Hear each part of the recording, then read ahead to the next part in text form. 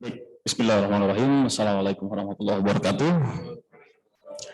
Alhamdulillahirabbil alamin wa bihi nasta'inu ala umurid waddin. Asyhadu an la ilaha illallah wa asyhadu anna Muhammadan abduhu wa rasulullah nabiyya ba'dah. Allahumma shalli ala sayyidina Muhammad wa ala ali sayyidina Muhammad. Rabbi shrah li sadri wa yassir li amri wahlul 'uqdatam min lisani yafqahu qawli.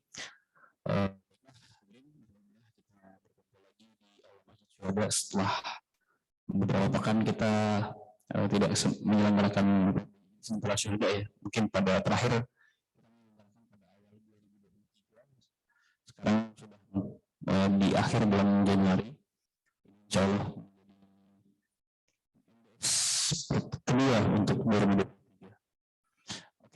Kita buka acara kita pada malam sang baca basmalah. Bismillahirrahmanirrahim. Oke, pada malam ini hadir bersama kita semua Mas Ismail Alam. Pada malam hari ini Salam akan memaparkan sebuah topik terkait salah satu tokoh, yaitu Sidi Ghazalba, yaitu tentang Islam dan ilmu sosial humaniora.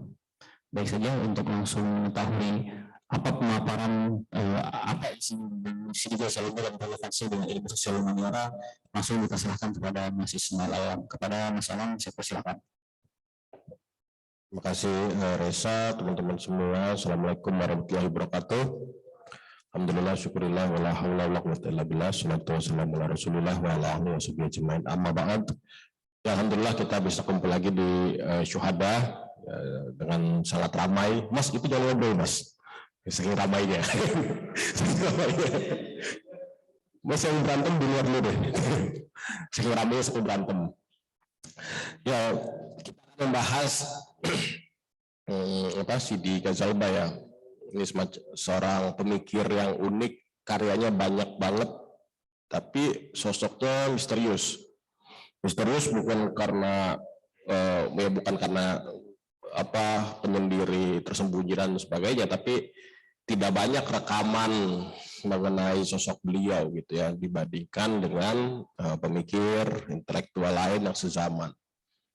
Nah, tapi dari karya-karyanya kita bisa melihat ya, beliau mengupayakan banyak hal gitu ya dalam bidang ilmu sosial humaniora, terutama mengaitkannya dengan Islam. Bukunya banyak sekali dan satu judul bahkan bisa beberapa jilid gitu ya. Di filsafat itu ada sistematika filsafat 1-4. Terus di antropologi, sosiologi beliau menulis gitu dengan beberapa judul. Saya mau bawa tapi lupa kemarin tadi itu sudah saya siapkan, tapi gara-gara ojeknya udah datang, ini saya buru-buru dan tidak terbawa gitu ya. Tapi dari buku-buku Pak Sidi Ghazalba yang sebenarnya sudah saya baca lumayan serius sejak tahun lalu, bahkan ya 2 tahun lalu. Gara-gara waktu itu saya diminta sama Tirto ya, melalui Pemretnya waktu itu Bang Ivan, sekarang Pemret NU Online, itu untuk menulis ya pemikir-pemikir kelompok Islam lah di Indonesia, karena beliau ingin menghadirkan wajah Islamis yang intelektual. Nah, gitu. Tujuannya waktu itu begitu. Nah, saya sudah mendaftar nama, rencananya jadi rubrik Al-Ilmu Nurun di bulan Ramadan. Ya, tapi karena satu dan lain hal itu gagal. Jadi ada 2 tema utama waktu itu buat Al-Ilmu Nurun, satu tentang pemikiran tokoh, satu tentang situasi peranatan sosial Islam di Indonesia. Itu udah kami rancang, saya sama Ayub udah rancang ya, tapi ada beberapa aspek lah, nanti di luar rekaman ini saya ceritain. Nah, yang menjadikan itu gagal, tapi kayaknya sih rasa-rasanya tahun ini mau ada lagi, karena saya diobrolin sama teman Tirto, redaktur Tirto, diajak ngobrol, belum sempat ketemu aja, tapi katanya dia lagi di Jogja. Oke, jadi dari pembacaan saya itu ya, waktu itu ya tujuan utamanya buat menulis satu artikel aja sih, kayak tentang Prof. Sidi gitu ya, kayak kajian tokoh di Tirto lah, 2000 sampai 2500 kata gitu ya. tidak dangkal, pengennya tidak dangkal karena saya menyoroti aspek epistemologisnya, ya. Jadi bukan sekadar catatan jurnalis, bukan sekadar 5W1H dalam jurnalisme saja. Ya, apalagi karena memang sosok beliau juga tadi seperti saya bilang sulit ditemukan biografi lengkapnya. Jadi itu latarnya, dan setelah membaca itu, jadi ada beberapa nama ya, Sidi Ghazalba, terus waktu itu siapa yang kita jadiin juga di sini tuh, yang Ayub nanti bahas, Abu Bakar Aceh, ada 5 lah pokoknya. Saya 5 itu waktu itu 5 tokoh sama 5 pranata di Indonesia. Itu udah bikin judulnya, udah ngajuin ke Tirto, tapi saya harap dengan adanya ini nanti si Pemret itu, si redaktur itu bisa terinspirasi lagi. Udah ada 10 tulisan yang disiapkan. Oke, ini gimana nih nextnya? Oh ya, nah kita akan bahas pokok-pokok 5 pokok lah, ya, yang saya harap bisa menangkap persoalan epistemologis gitu ya, dan metodologis dari seorang Sidi Ghazalba, ya, sebagaimana yang kami tulis di pengantar gitu ya, baik pengantar tema besar di Majelis Pentala Syuhada untuk edisi 4 pertemuan ke depan ini, maupun khusus pada sosok Sidi Ghazalba, yakni pada pemikir Muslim Indonesia awal maksudnya awal modernitas, awal abad 20, kita bisa melihat upaya intelektual yang begitu aktif gitu ya, mencari jawaban, memberikan jawaban atas persoalan-persoalan akademis di tengah umat. Nah, jadi kita akan bahas Sidi Ghazalba dari konteks itu, kemudian kita masuk ke karya-karya beliau. Saya tidak menyebut karyanya, nanti saya sebutkan, tidak menulis karyanya di slides ini, tapi nanti saya sebutkan saja. Yang saking banyaknya itu ya, saking banyaknya, dan saya memang sebagian sudah saya baca utuh, sebagiannya saya baca beberapa bagiannya saja yang menurut saya representatif. Nah, itu saya peras lah dalam butir-butir ke-2, 3, dan 4. Kemudian di akhir saya akan memberikan catatan metodologis, ya, semacam refleksi saya sendiri sebagai pembaca hari ini terhadap gagasan-gagasan Bapak Sidi Ghazalba. Nah, ini yang tadi saya bilang, ulama intelektual Muslim kita di awal abad 20 itu menghasilkan banyak karya, dan mungkin produktivitasnya belum tertandingi oleh intelektual hari ini. Kalau kita lihat dari kuantitas saja gitu ya, satu nama itu bisa menghasilkan banyak karya, baik berupa kumpulan tulisan yang dibukukan maupun buku yang ditulis secara utuh gitu ya. Padahal peran kesarjanaan mereka, riwayat akademik mereka tidak dibangun dari satu iklim akademik yang leluasa seperti sekarang. Ya, tapi itulah bukti kehebatan beliau ini gitu ya. Dan itu hampir merata di seluruh kelompok umat Islam yang dulu biasa diwakili oleh organisasi masyarakat begitu ya. Itu selalu ada ulama intelektual dengan karyanya. Apalagi kalau kita bicara NU gitu ya. Kita buku-buku yang mereka hasilkan ya, tentu saja berbahasa Arab sebagian besarnya, itu sampai awal abad 20 sampai pertengahan, bahkan sampai Mbah Mun gitu ya, Mbah Maimun Zubair, itu jadi kitab yang juga dipakai di banyak madrasah, bukan hanya di Indonesia tapi bahkan di Arab sendiri. Jadi itu sebenarnya produktivitas yang penting untuk kita tiru gitu ya, untuk kita pelajari. Dan dalam pembacaan saya hampir semuanya itu menunjukkan eksperimentasi yang menemukan hubungan terbaik antara Islam dan modernitas. Ini yang sering-sering saya ulang-ulang kalau bicara tentang worldview, bicara tentang epistemologi gitu ya. Abad 20 itu menandakan upaya para pemikir Muslim untuk menghadapi modernitas yang datang ke negeri-negeri Muslim dengan segala kompleksitasnya. Datang, tentu saja mereka datang dalam bentuk kolonialisme, imperialisme, yang itu paling nampak adalah ya persoalan militer, ekonomi, politik gitu ya. Nanti perlahan-lahan sistem hukum, sistem pendidikan, praktik ekonomi juga diubah. Nah, itu semua adalah hasil dari modernisme, filsafat modern gitu, yang diperkenalkan ke negeri-negeri kita, masyarakat Muslim ya, dari Afrika Utara, Jazirah Arab, Asia Selatan, Asia Tenggara, sehingga respons para ulama kita, intelektual kita itu memang bukan hanya dalam bentuk gerakan-gerakan anti kolonialisme dalam bentuk jihad fisabilillah, perang fisik, atau juga diplomasi ya, tapi juga terhadap isu-isu partikularnya ya yang dibawa oleh modernisme, isu sains, isu ekonomi, politik dan sebagainya. Jadi abad ke-20 bisa kita bilang sebagai dokumentasi yang baik lah ya, bagaimana upaya menemukan hubungan terbaik itu dikerahkan oleh para pemikir kita. Nah, yang menarik begini, kalau saya lihat ya, ini survei singkat saja, tapi bukan sesuatu yang masih perlu diuji lagi lah secara akademis. Mereka yang terdidik dalam tradisi Turos ya, kalau bahasanya Yudi Latif, ulama cendekia, ulama intelek gitu ya. Ulama intelek, sama yang kedua ini yang terdidik dalam tradisi Barat, intelek ulama gitu. Nah, itu inilah bahasa, mungkin dia buat menyesuaikan dengan konteks penulisan disertasinya saja waktu di Australia. Tapi kalau saya lacak ya lebih mudah diidentifikasi dari tradisi pendidikannya.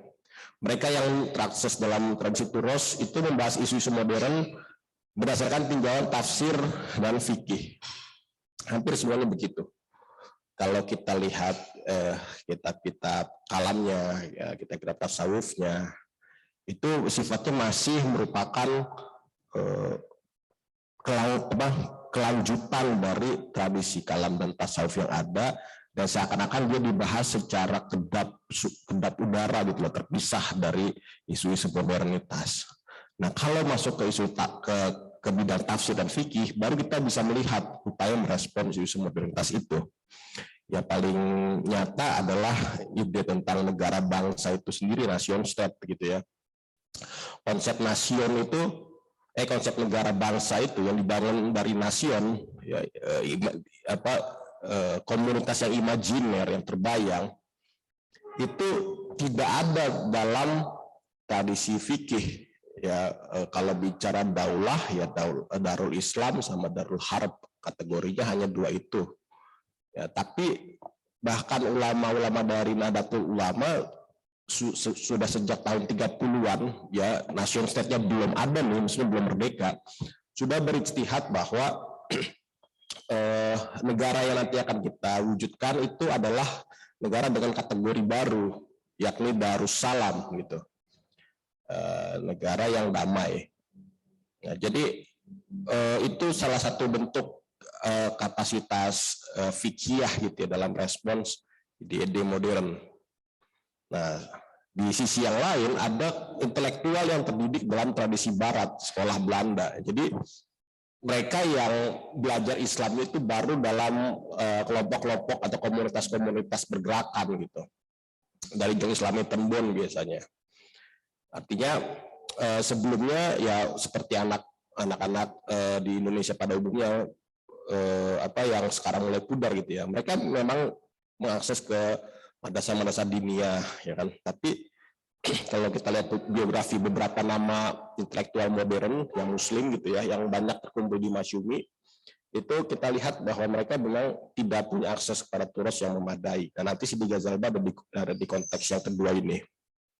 Nah, mereka biasanya membahas isu modern berdasarkan wawasan Islam dan filsafat Barat. Jadi akses mereka terhadap bacaan Barat yang memang disediakan dengan sangat melimpah di sekolah-sekolah Belanda gitu ya, itu sangat bagus. Jadi kalau kita lihat Kapitas Selecta Muhammad Nasir aja misalnya, Kapitas Selecta 1 yang beliau tulis dari usia belasan gitu ya, sampai awal beliau ke Bandung ngaji pada Ahmad Hasan, itu banyak referensi buku-buku filsafat Barat gitu dalam bahasa Belanda, bahasa Inggris gitu ya, baik yang primer maupun sekunder, ya filsafat peradaban Barat gitu ya dan sebagainya. Nah, Sidi Ghazalba ini bisa jadi contoh menarik ya karena memang beliau menjadi rintisan awal perbincangan tinjauan Islam atas problem metodologis ya dalam ilmu sosial humaniora modern. Ya, tapi dia dalam posisi kedua tadi Muslim yang terdidik secara Barat. Nah, sayangnya biografinya itu nggak banyak dibahas ya. Mungkin di media-media lain ada, atau biasanya kalau di obituari itu baru dibahas tuh. Kalau beliaunya meninggal, nanti kita carilah tahun berapa beliau wafat gitu. Biasanya ada di media-media yang terafiliasi pada Masyumi misalnya, seperti Panji Masyarakat itu biasanya dibahas, tapi sejauh yang saya lacak ya, bukan sejauh sih, ya sedekat, sependek yang saya bahas, saya telusuri gitu, belum ada belum ada biografi sosok beliau ini gitu. Nah, tapi fakta yang banyak muncul adalah beliau anggota Masyumi dan menjadi guru besar di Universitas Kebangsaan Malaysia. Nah, salah satu kesaksian yang saya dengar itu dari Pak Jimli Asidiki. Waktu itu beliau Pak Prof Jimli pembina kami di Depok, di HMI Depok, waktu itu ngobrol tuh. Yang berangkat ke Malaysia dan menjadi pengajar di bidang antropologi dan sastra itu kan 2 orang dari Indonesia, yakni beliau ini Sidi Ghazalba dan Sultan Takdir Ali Syahbana gitu. Nah, jadi kalau yang hadir di acara Prof gitu, yang berapa bulan lalu tuh Ustaz Uki bilang yang ada seorang dari Indonesia bertanya pada Syekh Nakib, kalau emang Tuhan ada coba matikan saya sekarang gitu. Nah, itu sebenarnya Sultan Takdir Ali Syahbana itu orangnya. Nah, jadi itu ya, dan ada percakapan yang menarik gitu ya. Seperti yang pengantar yang saya tulis untuk Sidi Ghazalba ini, ya, jadi kata beliau ketika Sidi Ghazalba sampai ke Malaysia disambut oleh mungkin ya Anwar Ibrahim gitu ya, aktivis masa itu gitu ya, masih muda, yang beliau bilang ya partai Indonesia cuma 2 yang punya intelektual ya, PSI dan Masyumi gitu. PSI itu ya Sultan Takdir dan Masyumi ya Sidi Ghazalba ini. Jadi itu ya sosok beliau gitu yang saya dapat gitu. Nah, pertama kita akan bahas dulu karena ini menjadi semacam posisi dari Pak Sidi Ghazalba itu ada buku dari buku-bukunya yang kecil-kecil sampai beberapa buku yang tadi saya bilang yang satu judul tapi beberapa jilid. Kalau saya peras-peras itu ketika beliau bicara tentang Islam ya kira-kira hasilnya seperti ini. Nah, pertama beliau punya pandangan yang unik tentang agama budaya. Sekalipun beliau mengakses banyak bacaan di antropologi waktu itu ya, antropologi waktu itu saya beri konteks dulu, antropologi waktu itu sampai beliau menuliskan karya-karyanya 60-70-an itu masih identik dengan kajian terhadap masyarakat non-Eropa, masyarakat kuno gitu ya, asumsinya itu ya masyarakat non-Eropa itu statis, terus eksotik, irasional, dan tugas para antropolog adalah memberi gambaran etnis mereka, etnografi. Makanya dari etnografi jadi antropologi.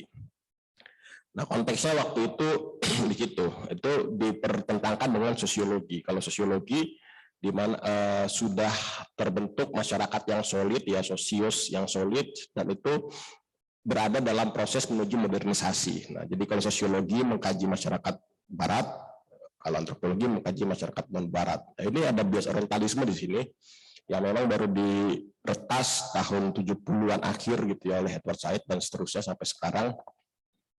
Artinya Pak Sidi Ghazalba menulis membaca karya-karya antropologi masih dalam semangat itu gitu.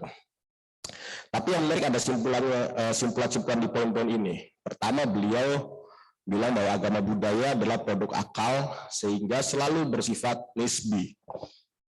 Jadi ketika antropolog berbicara tentang agama, kata beliau, yang mereka maksud itu sudah pasti agama budaya. Benar ya? Gina ya? Halo? Halo? Oh. Oke, lanjut ya. Apa tadi? Oh ya, ketika para antropolog bicara tentang agama itu sudah pasti agama budaya, ya, karena beliau menyadari para antropolog Barat ini berkembang dalam kultur yang sekuler. Nah, agama budaya itu akan selalu berevolusi sehingga tak bisa dilacak lagi bentuk aslinya. Ya, jadi beliau memaparkan di banyak bukunya gitu ya, dalam beberapa tema dengan berbagai sudut pandang yang bisa berbeda-beda. Ketika para antropolog bicara agama selalu pendekatan evolusionis gitu. Ini khas dari bias antropologi waktu itu gitu ya. Karena asumsi modernitas kan semuanya maju, semuanya ongoing progress. Nah, kalau bicara masyarakat secara umum si Auguste Comte misalnya ya dari teologis metafisis ke positif. Juga gitu, agama itu biasanya animisme dinamisme, terus ke polytheism ke monotheisme. Ya, karena ada asumsi bahwa pandangan mereka tentang Tuhan itu berevolusi menjadi semakin sempurna. Ya, jadi teori evolusi Darwin dulu ini banget lah, ngetren banget lah gitu. Orang pada suka gitu ya pakai teori itu buat membaca fenomena yang lebih luas dari sekadar creature gitu, dari sekadar makhluk. Nah, agama juga gitu nih kata antropolog kan termasuk yang mungkin diajarin di sekolah-sekolah kita ya. Animisme, dinamisme, asumsi bahwa penguasa ini ya jiwa, ya kan penggerak itu dari leluhur kita yang mati gitu. Jadi dicari yang kedekatannya itu, yang paling dekat adalah leluhur orang suci satu komunitas gitu. Ketika dia mati nggak bergerak lagi, diasumsikan jiwanya ini yang mengendalikan alam. Terus nanti berevolusi dengan semakin pikiran itu berkembang menjadi polytheisme. Ya, asumsi bahwa yang gerakan adalah theos, bukan lagi anima, bukan lagi jiwa. Tapi theosnya ini ya sudah berkembang, konsep theos di sini sudah berkembang menjadi satu subjek yang berbeda dari manusia. Tapi masih majemuk, masih banyak, masih polytheis karena mereka mengandaikan bahwa tiap-tiap theos mengatur bidang-bidang tertentu. Nah, gitulah. Dewa hujan, dewa cuaca, dewa macam-macam lah, dewa rezeki mungkin kan. Nah, itu. Terus kemudian evolusi selanjutnya adalah monoteisme yang itu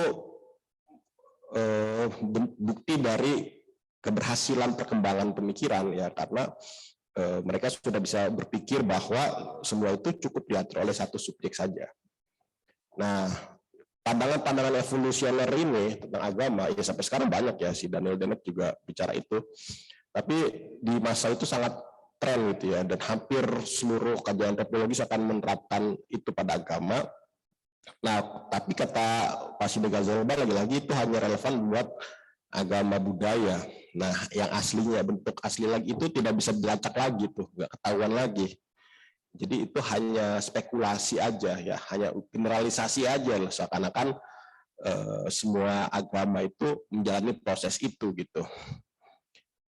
Nah, agama budaya bisa jadi dan karena beliau melihat banyak contoh yang dekat yang masih bisa diakses oleh catatan sejarah gitu ya, ya agama budaya bisa jadi disampaikan oleh pendeta atau filsuf. Ya, sebagaimana nanti beliau sebut Kristianitas. Nah, jadi bisa jadi dulunya filsuf gitu, filsufnya punya pikiran cerdas, terus itu berkembanglah jadi sesuatu yang disebut agama dan itu berevolusi. Nah, agama budaya itu tidak juga memiliki kitab suci, kalau ada dia kitab sucinya berubah. Nah, sistem berpikir dan merasa yang inherent dengan masyarakat. Yang sistem ini gini, dia bilang agama budaya itu udah pasti mencerminkan sistem berpikir dan merasa yang inherent dengan masyarakatnya gitu. Ya, sehingga kerap mengikuti perubahan para filsuf dan masyarakat. Itu semacam syarahan aja dari poin-poin sebelumnya. Jadi masyarakat merasakan agama mempengaruhi masyarakat ya, dan begitulah timbal baliknya terus berjalan. Di tengah-tengahnya ya ada seorang pemikirnya, ada filsufnya, ada pendetanya yang mengendalikan bentuk timbal balik itu. Nah, suatu agama mungkin pada mulanya berasal dari wahyu, tapi ia menjadi agama budaya karena terkena kaidah di atas. Nah, ini menarik nih. Di sini beliau eksplisit menyebut Yahudi dan Nasrani. Ini menurut saya satu kemajuan lah ya, bisa dibilang satu kemajuan yang penting, dan saya nggak tahu beliau merujuk ke buku apa ketika mengatakan itu, karena di bagian-bagian itu malah nggak ada catatan kakinya gitu. Saya cari di buku lain nggak ada juga. Karena bahkan misalnya Prof. Hasibi ya, seorang yang belajar filsafat secara akademis, masih memandang ya agama wahyu atau agama langit atau agama apa lagi, agama langit lah biasanya ya. Itu 3 ya, Yahudi, Kristen, Islam gitu. Nah, tapi beliau di sini bisa tegas mengatakan, dan ini nanti sejalan dengan pandangan Syekh Naqib Al-Atas misalnya, yang mengatakan ya Kristianitas, Yahudi juga agama wahyu, agama budaya maaf. Nah, jadi beliau akan bilang gitu, suatu agama kalau terkena kaidah di atas, awal mulanya wahyu, tapi kemudian dikembangkan oleh pendeta yang bukan nabi gitu ya, oleh filsuf yang bukan nabi, kemudian terus berevolusi terus menerus ya. Ini seperti ya konsep reifikasi yang sering saya sebut lah kalau di kelas-kelas Bentala.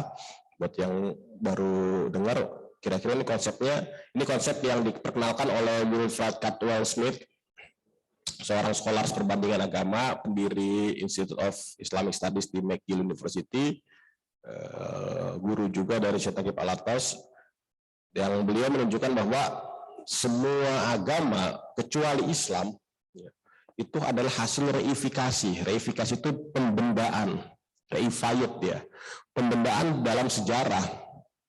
Ya awal mulanya mungkin hanya kumpulan komunitas. Awal mulanya adalah apa ya? Ya kumpulan komunitas dengan belum punya sistem nilai, sistem makna, ritus-ritus yang padu. Tapi nanti dalam seiring berkembangnya sejarah gitu ya, ada penambahan dan penambahan di sana sampai di titik tertentu otoritas mereka meresmikan nama dari agama tersebut. Ya, dan nanti dalam perkembangannya mulai dirumuskan juga mana yang menjadi bagian dari ortodoksi agama tadi. Nah, ini agama reifikasi, selalu begitu. Dan ini persis dengan ya tesis tentang agama budaya ini.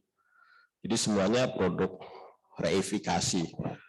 Kenapa begitu? Ya karena memang kalaupun dalam Islam ya, dalam pandangan Islam, kan Quran juga bilang Nabi Musa bukan Yahudi gitu kan, Nabi Isa bukan Nasrani gitu kan. Karena memang para pembawa wahyu itu, para penyampai wahyu itu yang menyampaikan sesuatu yang sama ya, tauhid. Tapi kemudian seiring berjalan waktu ada penambahan, pengurangan di tengah masyarakatnya, komunitasnya, dan ketika diresmikan jadi agama, diberi nama ya ke Yahudi, Kristen gitu ya, termasuk juga Hindu gitu ya. Apalagi Hindu itu diberi nama sama orientalis abad 19, abad 18-19 tuh. Ya itu dia sekali dia diberi nama dia langsung tereifikasi, baru dia jadi agama gitu. Ya kalau contoh yang sering saya munculkan paling gampang ya kayak orang bikin geng sekolah gitu lah ya. Awalnya nggak niat bikin geng sekolah gitu. Tapi kok lama-lama sering nongkrong, sering kumpul, wah cocok nih gitu. Akhirnya dipikirin nama gengnya deh apa.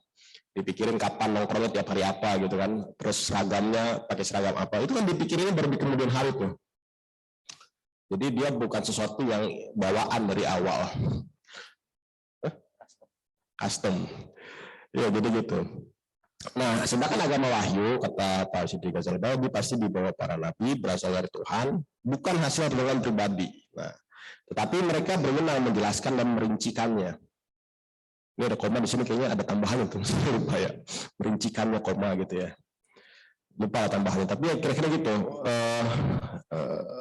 Oh ya, kira-kira tambahan itu ini, ya para nabi berwenang menjelaskan dan merincikannya, bukan membawa sesuatu yang tidak dijelaskan, tapi kemudian berupaya dicari kejelasannya oleh generasi setelahnya gitu. Nah ini maksud yang tadi mau saya tambahkan, cuma lupa kayaknya, lupa dikopas. Nah pembawanya pasti dipercaya oleh kaumnya. Nah ini menarik beliau. Sebenarnya ke Nabi Muhammad gitu ya, karena beliau bilang Islam agama wahyu. Wahyu mengandung kebenaran dan kepastian, ya, bukan perdorongan para filsuf. Jadi beliau begitu, dan beliau dengan tegas bilang ya Islam yang agama wahyu, karena Islam nggak masuk ke dalam kategori agama budaya ini, karena dia punya kategori agama wahyu ini. Sebaliknya agama-agama budaya ini tidak punya masuk, tidak bisa masuk ke dalam tidak memenuhi kategori-kategori yang ada di dalam agama wahyu. Nah ini menarik nih, karena kayaknya di zaman itu baru beliau yang bisa di Indonesia gitu ya, sekolah di Indonesia. Karena tadi yang lain biasanya masih bilang agama langit sama agama bumi gitu pembagiannya, terus ya agama langit Yahudi Nasrani juga agama langit seperti Islam juga. Nah ini yang menarik ya, di sini ada kutipan yang nanti akan saya uraikan juga sebagai catatan metodologis atas beliau gitu ya. Ini kutipannya, pangkal tolak agama adalah rasa, pangkal tolak ilmu adalah budi. Nah, jadi ketika beliau bicara agama dan ilmu, nanti juga agama dan kebudayaan, beliau punya premis seperti ini, dan premis dengan nada yang sejenis saya bisa temukan juga di buku-buku beliau yang lain.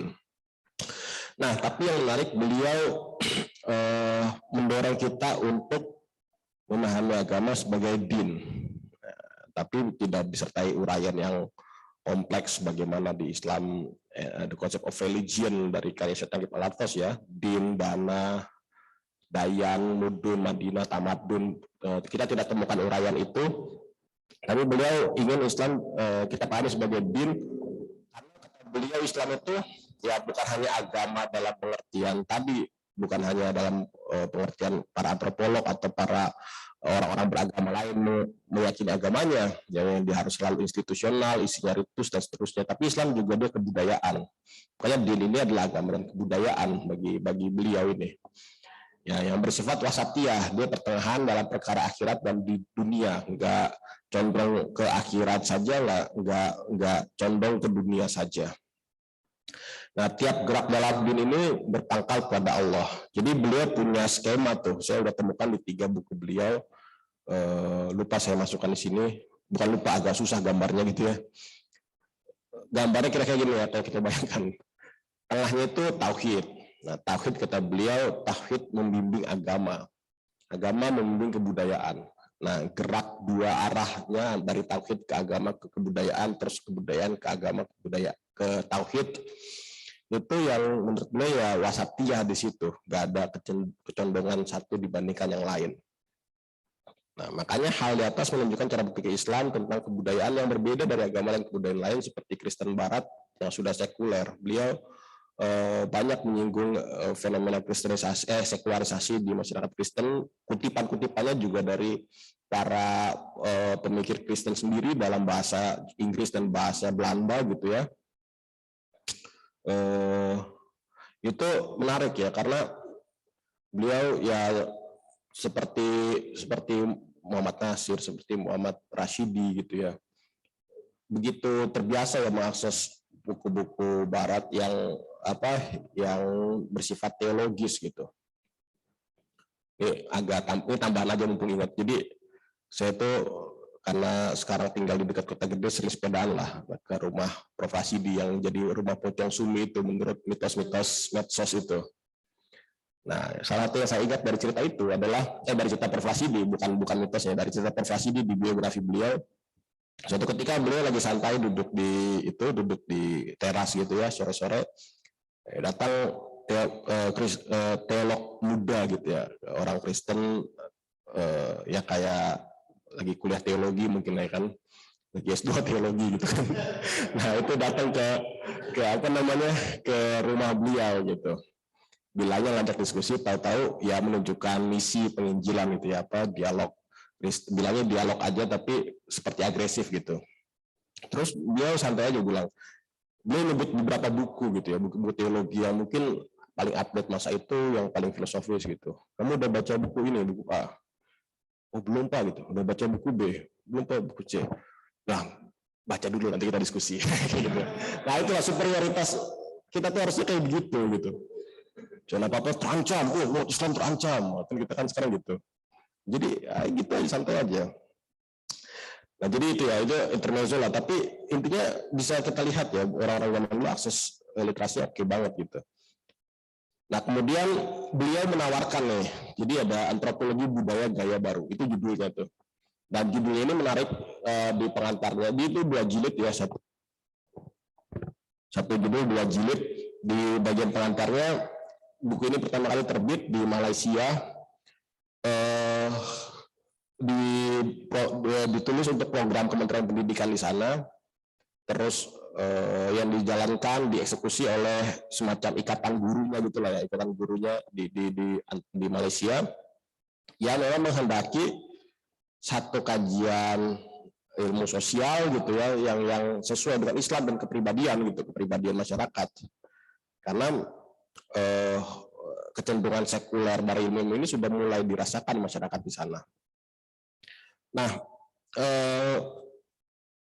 antropologi budaya gaya baru yang ditaruhkan beliau ini berupaya, ini saya kutip langsung, mempertautkan ilmu yang sudah terbelah-belah itu. Ya, terbelah-belah maksudnya beliau di kalimat-kalimat sebelumnya beliau membahas tuh ilmu-ilmu tertentu sudah membahas objek-objek yang berbeda-beda, tapi orang bingung bagaimana kesatuannya satu sama lain.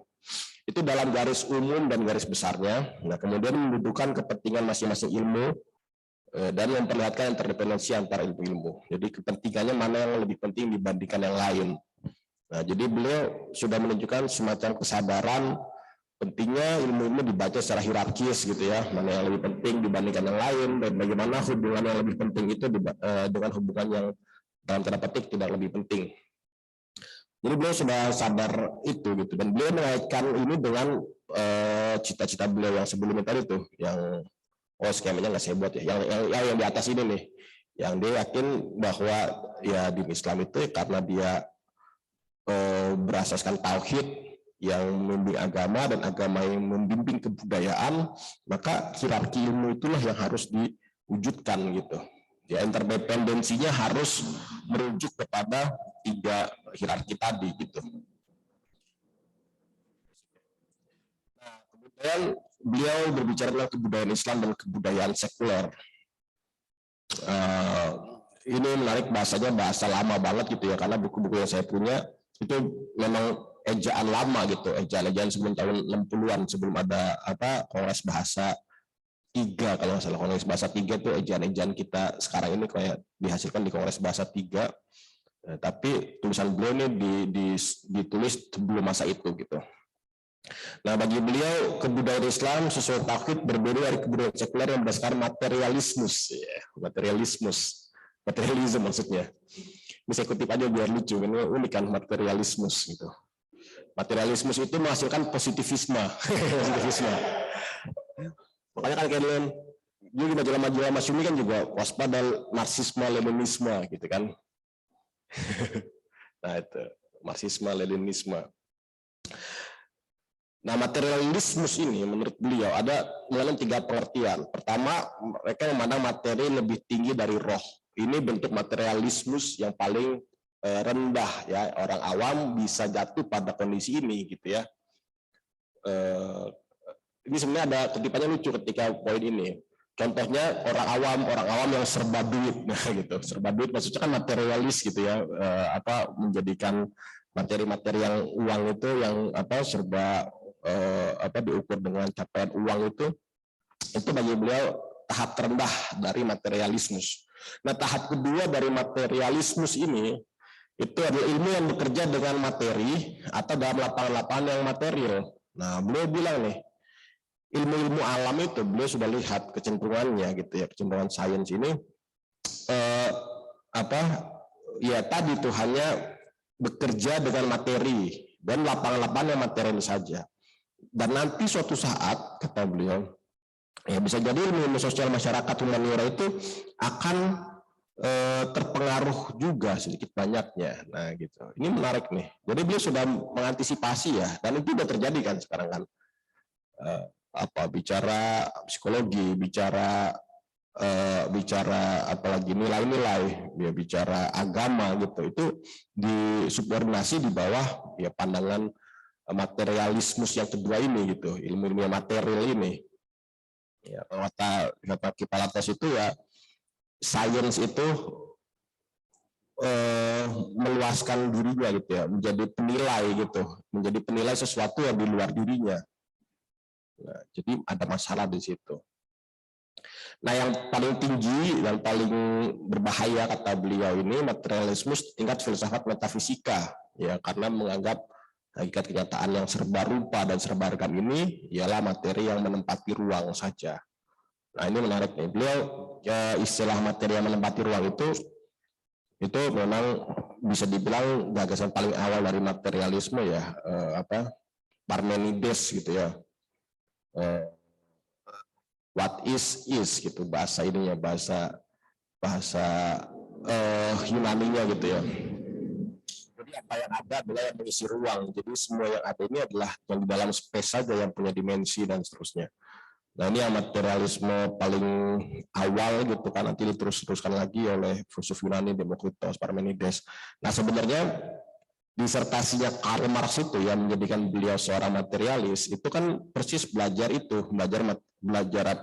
menulis tentang Parmenides sama Demokritos ya, perbandingan materialismenya Parmenides dan Demokritos yang akhirnya meski pada awalnya beliau seorang pengikut Hegel yang percaya dengan ide, dengan roh gitu, tapi kemudian beliau berbalik arah menjadi materialis. Nah, materialisme dialektika gitu, materialisme historis dan dialektis dari Marx inilah yang sebenarnya dalam ilmu sosial lebih banyak memberi pengaruh di Indonesia gitu ya, melalui gerakan-gerakan komunis gitu, gerakan sosialis dan komunis. Karena kalau bicara positivisme gitu ya, yaitu ya dari kaum positivis ya, saintis yang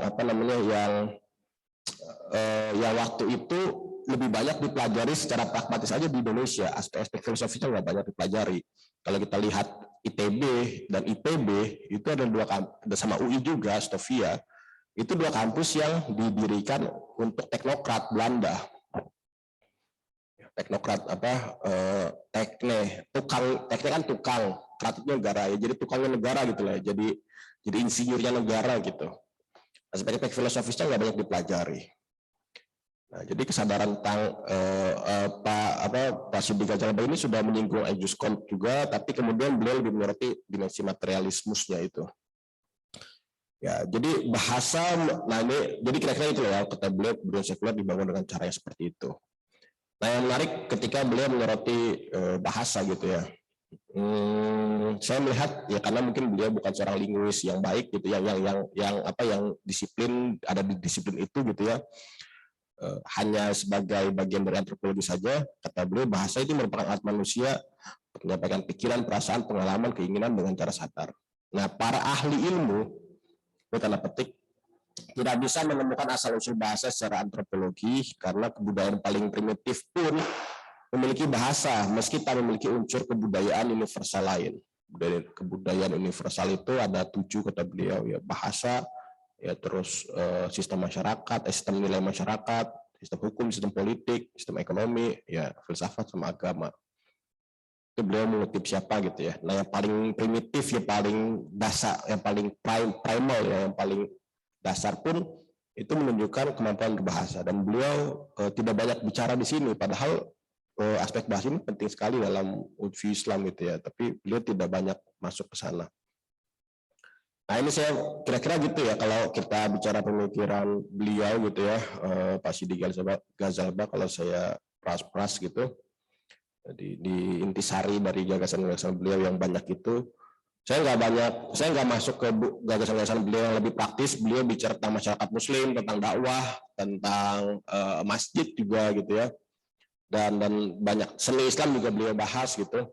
Tapi kira-kira semua karya-karya tadi ya dibangun dengan dasar metodologis yang seperti inilah, yang saya coba rumuskan poin-poinnya di sini.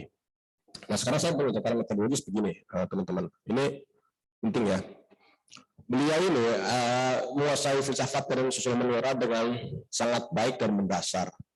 Nah, identifikasi terhadap akar sekularisme Barat, tapi masih terbatas pada materialisme atau positivisme. Kalau saya bandingkan misalnya dengan karya-karya Prof. Asidi yang memang belajar filsafat secara akademik begitu ya, kesadaran tentang aliran-aliran lain dalam filsafat Barat yang berkembang waktu itu belum banyak gitu ya. Prof. Asidi sudah menyentuh eksistensialisme, menyentuh ya, eksistensialisme terutama yang di Prancis kan, karena beliau dari Prancis. Jadi identifikasinya masih ke sana. Jadi sekularisme Barat menjadi sekuler karena ada materialismus, ya, positivismus dan positivisme, materialismus dan positivisme. Jadi tidak lebih dalam lagi dari itu. Ya, kalau yang mungkin terbiasa ikut forum-forum saya, kita bahas Islam dan sekularisme, misalnya kita akan melihat dari contoh Hipparchus bahwa ya akar-akar sekularisme, persoalan teologis dan filosofis yang panjang, akar-akarnya lebih dalam lagi. Ya, materialisme dan positivisme bisa dibilang hanya semacam ekspresinya saja gitu. Ya, tapi kapan-kapan kita bahas itu. Nah, kemudian wawasan beliau mengenai Islam ini kalau saya saya amati betul daftar-daftar pustaka dari buku-bukunya gitu ya. Yang menarik zaman itu udah ada daftar pustaka dan ada indeks gitu. Itu bikinnya gimana itu indeks? Itu yang harus jadi dulu kan daminya itu kan halamannya. Terus dibikin satu-satu. Kalau kita kan sekarang enak banget tuh. Saya sebagai editor tahu lah cara bikin indeks gimana gitu kan. Pakai Word itu, pakai InDesign. Itu ada indeks dan rinci betul indeksnya tuh. Jadi enak. Nah, saya nulis ini tuh pakai indeks saya. Nulis sebar indeks dulu gitu. Nah, tapi dari sebelumnya daftar pustaka itu, nah beliau ini akses ke pengetahuan Islamnya masih sangat terbatas. Sebenarnya beliau mengandalkan buku-buku dari sumber bahasa Inggris, Abdul Al-Maududi dan Muhammad Ali, dua ulama Pakistan gitu ya. Itu pun dengan versi bahasa Inggrisnya. Nah, kemudian rekan-rekan beliau di Masyumi sendiri, ya Buya Hamka dan Hasbi Siddiqi, yang kalau saya amati 4 nama inilah kira-kira yang dominan membentuk wawasan beliau tentang Islam. Ya, jadi ketika beliau berupaya merespons bacaan beliau dari tradisi Barat, gitu ya, filsafatnya, antropologinya, yang banyak banget di daftar isinya itu, daftar pustakanya itu, ya, referensi keislaman beliau dari nama-nama ini saja. Nah, hal ini berdampak pada beberapa istilah kunci yang penting, tapi ditulisnya dengan sangat kabur ya. Ya, ketika beliau bicara din, ilmu, nah, jadi ada banyak di bagian buku-buku beliau itu masih belum jelas relasi agama, ilmu, dan filsafat misalnya. Jadi kalau ilmu itu tingkatnya budi, filsafat itu, agama itu rasa, nanti filsafat itu apa gitu ya, atau seni, ilmu, agama, dan seni gitu. Jadi ini kebingungan yang sebenarnya bisa berdampak signifikan kalau persoalannya semakin rumit, semakin kompleks gitu. Dan ini semakin terlihat sekarang gitu ya, sekularisasi di masyarakat Muslim, persoalan keilmuan yang belum tuntas, ya salah satu hasil dari ilmu ini. Misalnya gini ya. Kalau ada contoh yang bagus sebenarnya bukunya ini loh, Pak Yuyun Surya Sumantri ya itu ya. Nah, itu kan filsafat ilmu ya, itu yang sudah dicetak sekian puluh kali mungkin, dan mungkin juga jadi bacaan utama mata kuliah filsafat ilmu ya di Indonesia. Itu ada pembagiannya pengetahuan, ilmu, dan pengetahuan. Kalau pengetahuan hanya sekedar himpunan informasi, dan sementara ilmu adalah informasi yang disistematisasi gitulah. Kira-kira gitu. Nah, nanti ada skema lain, yakni agama, ilmu, dan seni. Kalau ilmu ya berkaitan dengan pengetahuan, sesuatu yang tadi bisa diketahui kemudian dibahas secara sistematis. Agama bicara tentang yang goib gitu ya. Nah, seni bicara tentang rasa, karena rasa nggak bisa diilmukan. Nah, persoalannya sekarang gimana kalau kita bicara ilmu agama gitu, dia ilmu atau agama, atau ilmu tafsir, atau ulumuddin, ihya ulumuddin, kan jamak kan, menghidupkan ilmu-ilmu agama. Ini sebenarnya merupakan kebingungan para scholar di Indonesia sekian lama gitu ya, ketika berjumpa dengan istilah-istilah dalam tradisi akademik di Barat dan mencari padahalnya ke bahasa kita. Yang paling mencolok ya tadi masalah ilmu. Bahasa di sana kan science, ya kan, science sama knowledge biasanya. Kalau bahasa lebih klasiknya lagi, bahasa Yunani epistem, bahasa Yunani epistemologi gitu ya. Nah, Apakah itu semua bisa dipindahkan begitu saja ke dalam bahasa kita, yakni ilmu yang sudah lama hidup di masyarakat kita gitu ya? Kita ini sampai sampai cari tanggal yang baik aja ada ilmunya kan, ilmu weton gitu. Jadi ada ilmunya di masyarakat kita, udah menggunakan istilah ilmu itu sudah berabad-abad gitu ya. Dan pasti itu ketika Islam hadir. Nah, ketika kita belum selesai dan ini benar-benar dokumen yang baik ya, Pak Siddiq Ghazal, terus beberapa nama lain, termasuk Pak Yud sudah Menteri, bagaimana abad 20 masih kebingungan nih, ada sains di satu sisi dan ada ilmu di sisi yang lain. Ya. Jadi kalau ilmu sama agama bisa, maka agama tidak ilmiah, tidak bernilai ilmu. Terus padahal dalam agama sendiri ada istilah ilmu tafsir, ilmu fikih dan seterusnya. Nah, nanti gimana hubungannya? Nah, ini persoalan-persoalan epistemologis yang memang belum terjawab di karya-karya abad 20. Saya banyak menemukan itu gitu ya. Dan Pak Siddiq Ghazal juga menunjukkan itu. Nah, kemudian ya tadi Din juga, beliau sudah menunjukkan upaya sangat baik untuk menunjukkan bahwa dimensi din itu lebih luas dari agama yang dibicarakan oleh para scholars, para antropolog gitu ya. Bukan hanya ritus ya, tapi dia mencakup keseluruhan. Nah, kita akan menemukan jawabannya dari karya-karya Syekh Nagib Al-Afroz gitu. Jadi buat yang mungkin baru bergabung, kapan-kapan kita bisa diskusi tentang hal itu. Dan kemudian tadi bahasa, ya, padahal ini aspek penting, dan beliau kan tadi ya ingin bicara antropologi budaya gaya baru yang dalam tanda petik Islami gitu ya. Tapi bahasa sebagai salah satu bahasa beliau universal kultural gitu ya, bahasa Belanda kayak itu ya, universal kultural ya, satu dari yang universal dari suatu budaya itu tidak benar-benar tuntas beliau bicarakan. Padahal dari 6 aspeknya yang lain gitu ya, itu beliau ya kelihatan lebih tuntas lah ketika bicara hubungan dengan Islam. Dimensi sosial ya beliau mengaitkan dengan muamalah, dengan fikih, dengan siasah gitu ya, politik dengan siasah, hukum dengan syariah begitu. Tapi di aspek bahasa ini beliau hanya berhenti di situ saja tadi yang saya bilang. Ya bahkan yang paling primitif pun punya bahasa gitu. Jadi beliau nggak bicara, padahal ini kan penting banget ya kalau kita belajar ulfi kan, bahasa wahyu gitu, bahasa wahyu sebagai penjelas realitas itu dari Tuhan dan seterusnya lah. Nah, kemudian ini semua pembacaan seperti ini kalau saya baca rentan itu jatuh pada relativisme antropologis. Kalau saya sering singgung juga kan kalau kita bicara worldview gitu ya, worldview dalam tradisi akademia di Barat pada mulanya dia adalah pembicaraan tentang filsafat dan kemudian meluas ke pembicaraan tentang antropologi. Ya, yang asumsinya persis tadi tuh, bahwa satu komunitas tertentu ya berbasis etnis atau berbasis agama, dia punya pandangan dunia yang nyaris sama gitu ya, yang itu menjadi sistem nilai, sistem makna, sistem budaya yang diwariskan turun-temurun.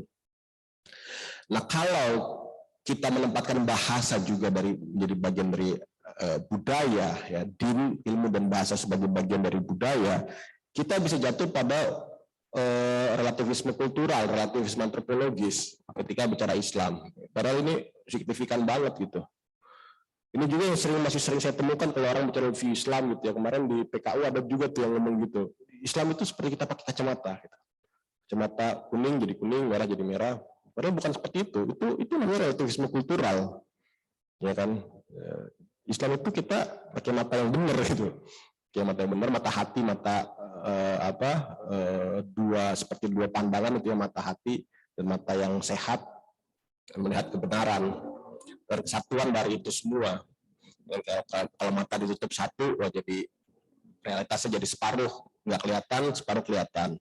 Ditutup sebelahnya juga separuh kelihatan, separuh nggak kelihatan. Nah, Islam itu bukan kita pakai kacamata tertentu, ya, melainkan kita melihat hakikat sebagaimana adanya, tanpa kacamata apapun, tanpa hijab apapun. Nah, itu penting menurut saya, karena kita umat Islam jangan sampai jatuh pada relativisme kultural seperti itu. Nanti hasilnya jadi pluralisme kebenaran kan.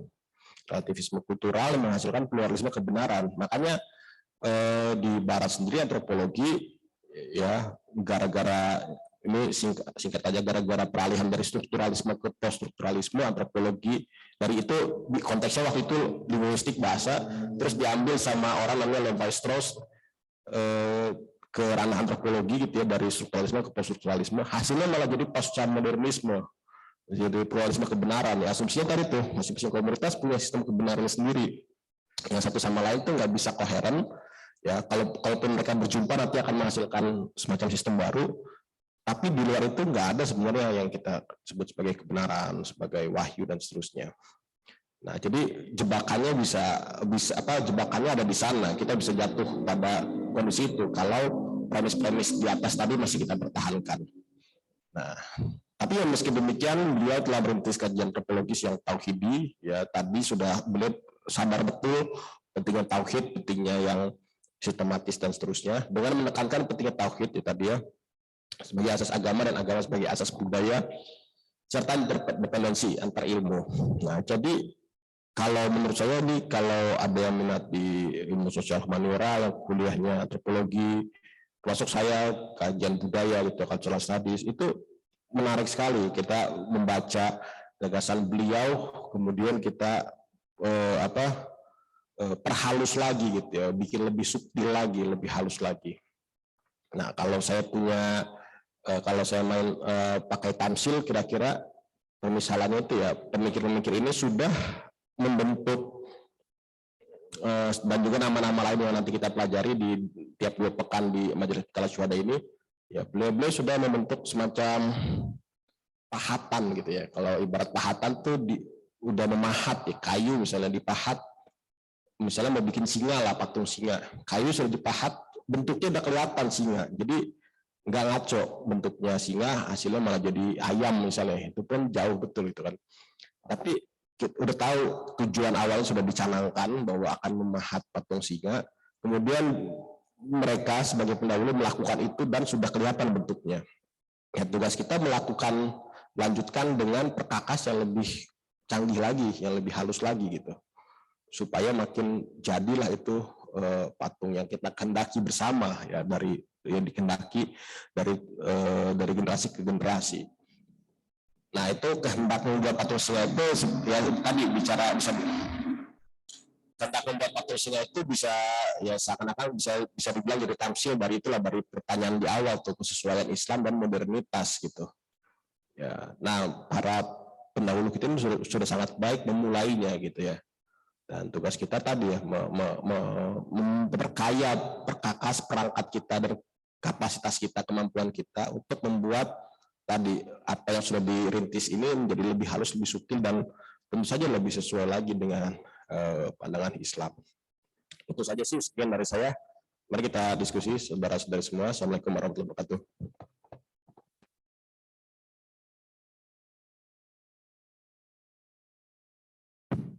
Oke, baik silakan kepada hadirin yang ingin berdiskusi bisa angkat tangan. Sekarang angkat tangan beneran ya, bukan pakai fitur raise hand.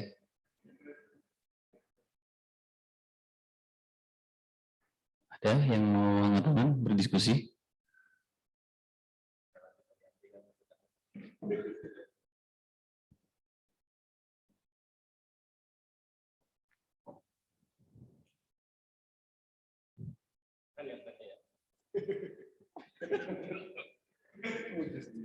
Sama kayak slide saya tadi sore, Mas.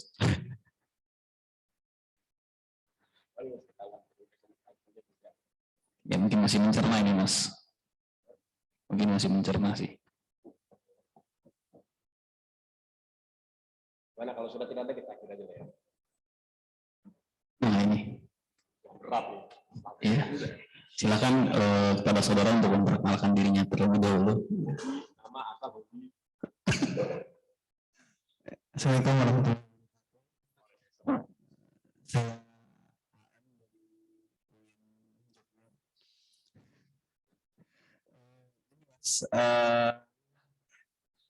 Tentang yang agak agama, tauhid, budaya tadi itu yang kata Mas atau udah dimasukkan atau gimana gitu. Saya mau minta penjelasan ulangnya aja gitu. Yang di ya. Iya. Oh iya, sorry. Nah, jadi beliau ini kan berangkat dari penegasan gitu ya, Islam agama wahyu. Oh ya, lupa saya jelaskan ketika beliau bilang tadi itu berasal dari Tuhan, ya, maka ya agama wahyu itu pasti tauhid ya. Jadi bukan yang tadi, bukan evolusi dari mana tadi dinamisme, marxisme, apa, dinamisme, terus apa politeisme ya, dan monoteisme gitu. Nah, itu dari awal udah pasti ya tauhid. Ya masa ya lewati fase itu ya nggak mungkin gitu. Nah karena tauhid itu kemudian tapi dia tauhid, tapi tadi semua apa masing-masing nabi itu ya kita nggak bisa lacak tuh nabi ini sebenarnya bawa agama namanya apa sih gitu ya. Kalau kita nggak bisa lacak tuh, karena yang apa jejak-jejaknya itu bahkan yang tertua sekalipun sudah selalu dalam bentuk agama budaya yang diubah. Nah, tapi Islam itu agama wahyu. Nah, makanya kalau mau tahu tauhid ya ke Islam gitu. Tauhid dan agama gitu. Agama maksudnya Islam gitu. Nah, dan karena Islam agama wahyu itu, maka dia tadi mencakup punya dimensi yang begitu luas dan sekaligus dia agama wahyu terakhir gitu ya. Punya dimensi yang lebih luas dari sekadar ritual, ya pasti dia memberikan asas-asas bagi agama dari kebudayaan. Nah, kebudayaan itu kata beliau yang paling utama tuh tadi kultur universal kultur tadi ya, bahasa Belanda yang 7 butir tadi tuh. Bahasa, apalagi sosial, hukum, politik, ekonomi tadi, terus apalagi filsafat dan agama itu sendiri. Nah, beliau ngambil 7 catatan ini dari seorang antropolog gitu ya, saya lupa namanya siapa. Tapi kata beliau, ya karena Islam agama wahyu, dia pasti mencakup 7 hal ini. Ya, walaupun agama ditaruh di akhir ya karena memang kecenderungan antropologis gitu ya, kecenderungan para antropolog gitu. Agama itu masuk dalam budaya. Tapi beliau menempatkan bahwa ya justru agama ini yang menghasilkan 7 butir. Ya, atau kalau dikurangin agamanya yang di akhir ya jadi 6 butir kebudayaan manusia gitu. Ya, jadi Islam itu nggak setara dengan 6 butirnya yang lain gitu, 6 poin yang lain. Islam itu di atas dan justru menghasilkan si 6 poin itu gitu.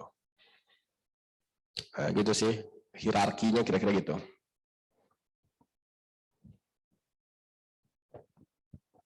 Bagaimana yang lainnya?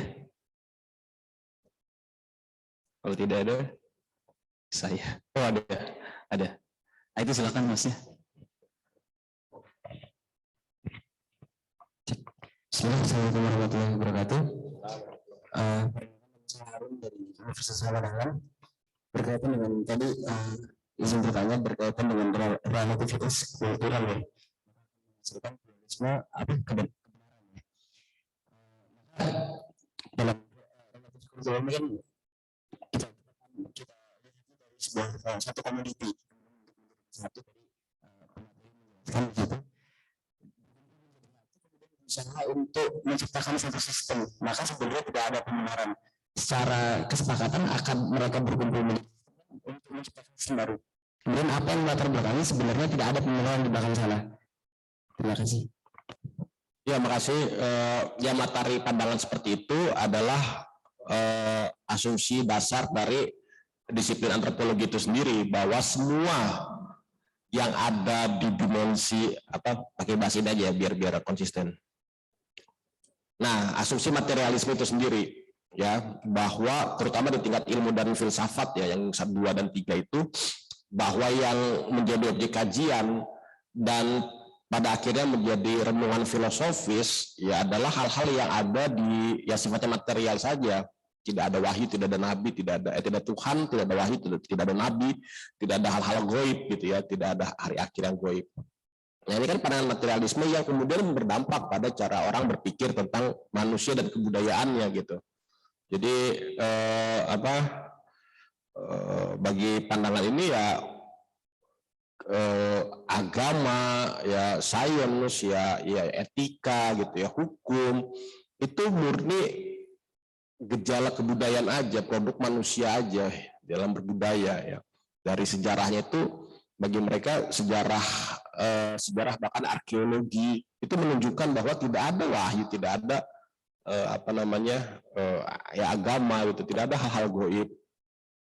Apalagi sekarang ya semakin kuat dengan tadi ya, ketika teori evolusi ini semakin diradikalisasi untuk membaca agama, membaca kebudayaan, membaca manusia itu sendiri ya, bahwa manusia hasil dari proses evolusi, ya, maka tidak ada yang gaib, yang gaib dan yang gaib dan pengaruhnya terhadap kehidupan manusia. Jadi gitu. Jadi itu pandangan bahwa semua tadi 7 poin tadi kultur universal itu murni hasil dari olah budaya manusia, oleh budi, jadi olah pikiran manusia.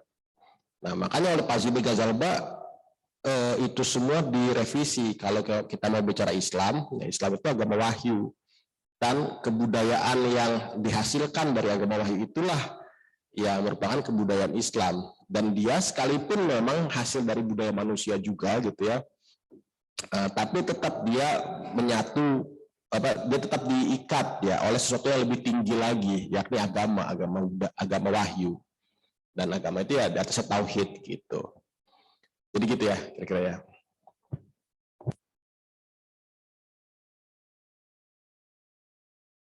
Ya, masih ada waktu. Ini ada. Oh ya, dari Afwan dulu deh. Dari tadi udah Ikhwan 2. Ya. Baik, terima kasih. Saya kira dari umum, ini Mas, saya ada pertanyaan tadi tentang wahyu, agama wahyu. Nah, salah satu indikatornya itu kan tadi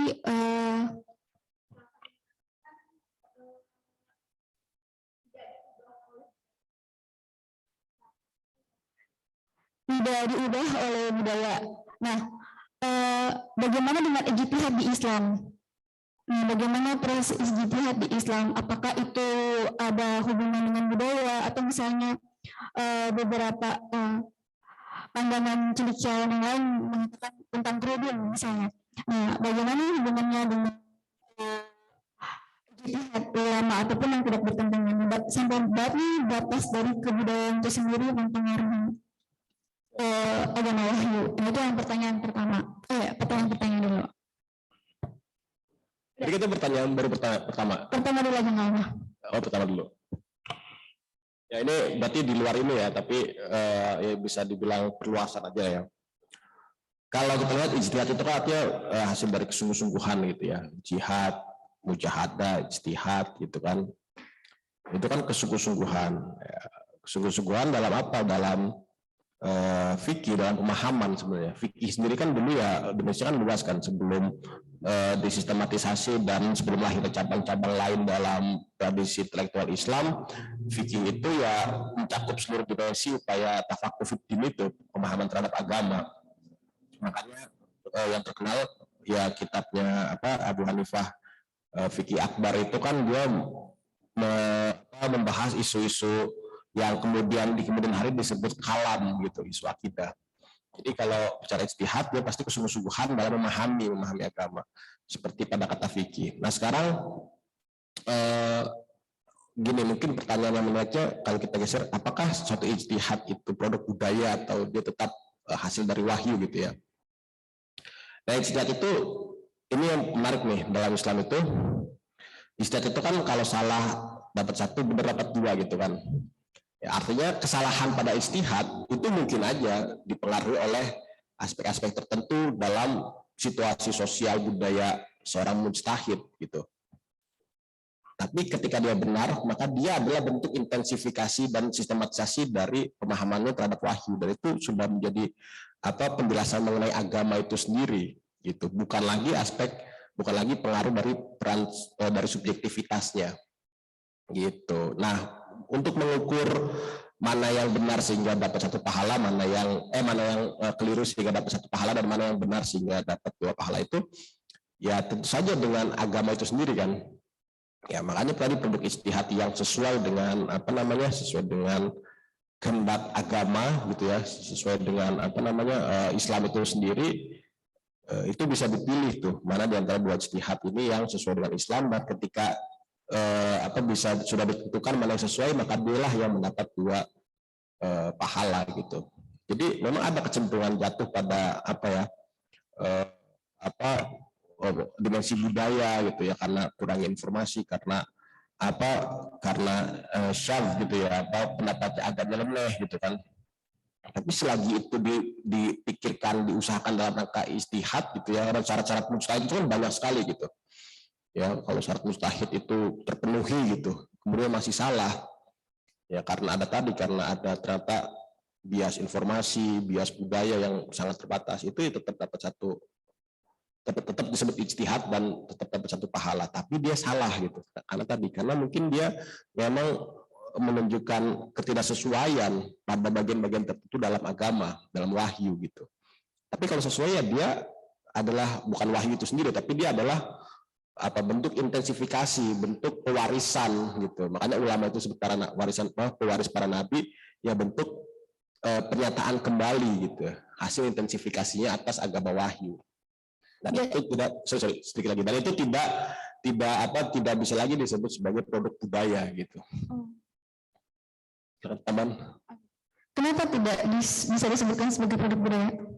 Karena kan tadi sudah ditahkik, makanya dalam Islam tradisi penelitian kan disebutnya tahkik, sesuai dengan hakikat atau tidak gitu, sesuai hakikat atau hakikat agama.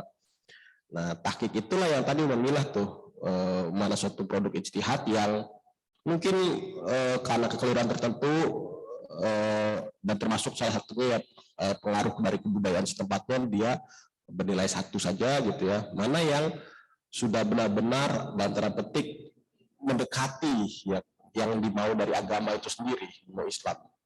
Misalnya gini, ya paling gampang ulama mujtahid mutlak lah, kayak Imam Syafi'i gitu kan, Imam Ghazali dan seterusnya. Nah, pandangan-pandangan beliau itu hasil dari pandangan seorang Arab di abad, kan kalau orientalis bilangnya formation periods of Islam, periode formasi Islam kan itu ya. Karena mereka bacanya pakai reifikasi tadi tuh. Ya 3 abad pertama Islam itu menurut dalam bahasa para orientalis, dan ini mungkin mainstream gitu ya, early Islam awal itu, formation period. Itu 3 abad pertama yang menentukan wabah Islam setelahnya sampai kita sekarang. Menurut mereka itu 3 abad yang dibangun dari konflik, dari ini, dan salah satunya dari bias Quraisy gitu, bias Quraisy. Karena para pemikir ini adalah orang-orang Quraisy gitu kan, maka wajah Islamnya menjadi sangat Arab dan tanda petik sangat Quraisy. Nah, ini kan satu pembacaan yang sekuler karena memang ya sekuler aja mereka kan, kayak antropolog tadi tuh.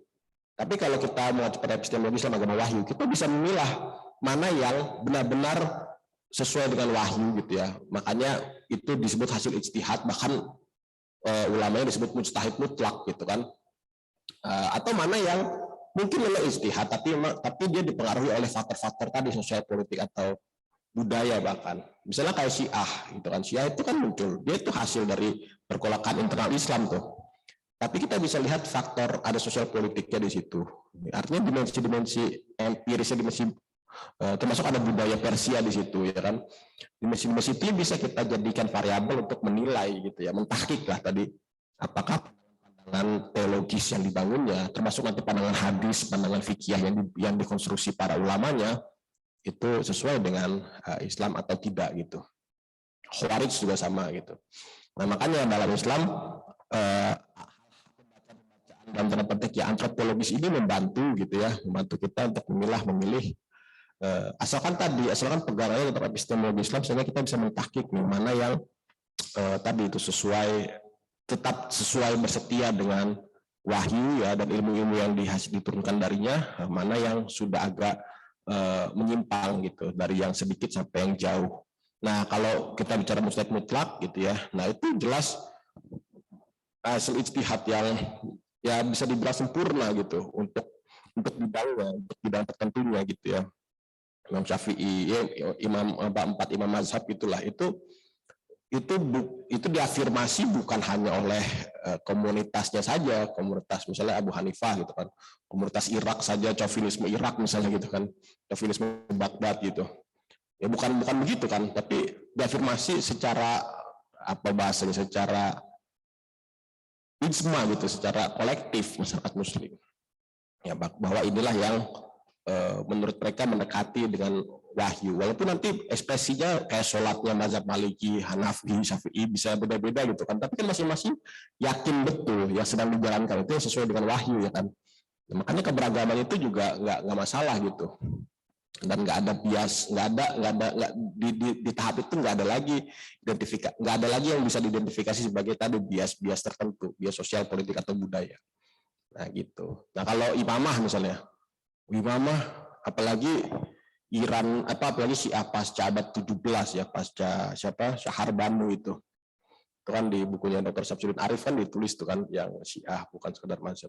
Itu kan bisa dibilang itu semacam bentuk kematangan dari Syiah sebagai aliran teologi, aliran fikih, aliran politik gitu ya, aliran apalagi hadis dan seterusnya. Itu bisa kelihatan tuh bias yang sangat Persia gitu ya.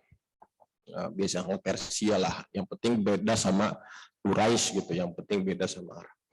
Nah itu bisa kita bilang walaupun dia tetap Islam, bukan jadi agama budaya, kecuali kalau kayak Ahmadiyah gitu ya. Ahmadiyah kan itu kelihatan banget tuh dibikin jadi agama baru, sangat India sentris ya, bahkan sangat India pro kolonial sentris gitu hasil dari pikirannya. Nah ini jadi gitu cara kita menempatkannya tuh. Ya bisa dibilang ijtihad ya, wallahu alam lah, itu perlu diperiksa satu demi satu ulama-ulamanya. Ya tadi yang walaupun keliru dia dapat satu pahala. Gitu sih jawaban saya. Ada lagi? Selain satu lagi Mas, tapi nggak dibahas di sini tentang masjid, menurut beliau tentang masjid. Nah, waktu sebelum kesini saya bertanya-tanya kenapa harus masjid gitu. Karena apakah ketika masjid, bagaimana orang-orang Nasrani bisa masuk untuk misalnya, atau memang masjid ya itu kenapa beliau memaparkan itu karena memang ada hierarki itu, yang ujung-ujungnya adalah tauhid. Nah, jadi saya hanya mengasosiasikan kenapa beliau mengambil masjid ya karena hierarki tadi. Tapi terus bagaimana dengan menyikapi masyarakat plural? Nah itu sebenarnya pertanyaan kedua Mas.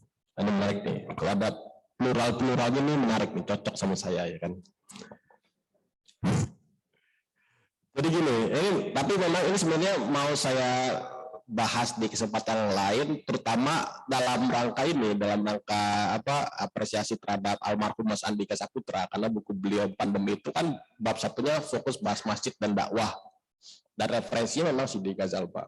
Nah ini tapi secara lisan sudah saya sampaikan beberapa kali kami diskusi gitu ya, termasuk ya setelah forum yang waktu itu diskusi buku. Oh bukan, waktu itu masih sama Ayub ya yang kita di depan ya. Tapi setelah itu Mas Andika itu kami ketemuan di mana gitu saya lupa, ngobrol tentang hal ini. Jadi gini,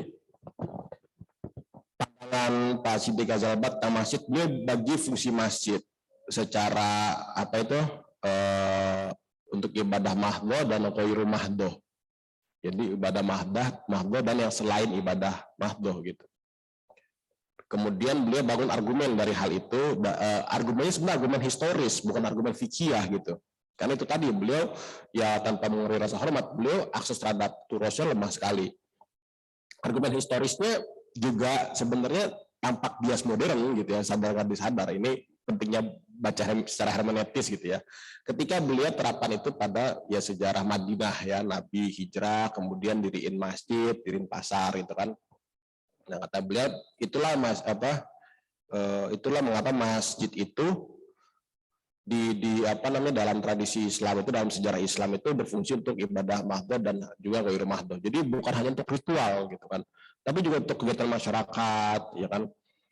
Masjid berfungsi sebagai pusat ekonomi, sosial, politik, kesehatan dan sebagainya. Nah, tapi kalau kita mau membicarakan masjid atau objek-objek material apapun secara tertib, kan memang tadi ya harus secara secara etimologis, terminologis gitu ya kalau dalam bahasa sekarangnya. Atau kalau dalam bahasa fikih secara lugawi sama secara istilahi gitu kan.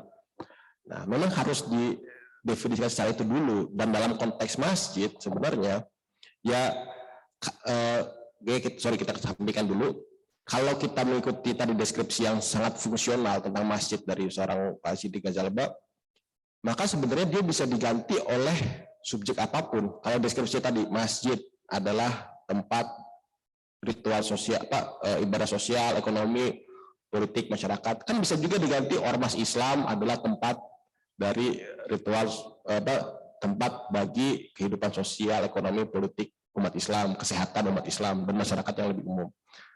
Atau ormas Islam ganti sama partai politik Islam, ganti sama lembaga Islam, lembaga dakwah Islam. Jadi subjeknya sebenarnya bisa diganti oleh apapun ya, kalau penekanannya hanya pada fungsi sosialnya saja, fungsi yang ghairu mahdhahnya itu.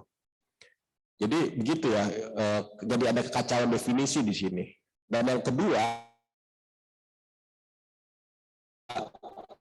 sadar atau tidak, tumpuan yang begitu besar terhadap fungsi masjid yang harus seakan-akan harus melimpah dari peran untuk ibadah mahdhah ke ghairu mahdhah, dan ibadah ghairu mahdhah tadi yang luas, yang dimensinya sangat luas itu, ya sadar atau tidak itu sebenarnya seperti fungsi gereja jadinya. Karena gereja itu begitu, gereja itu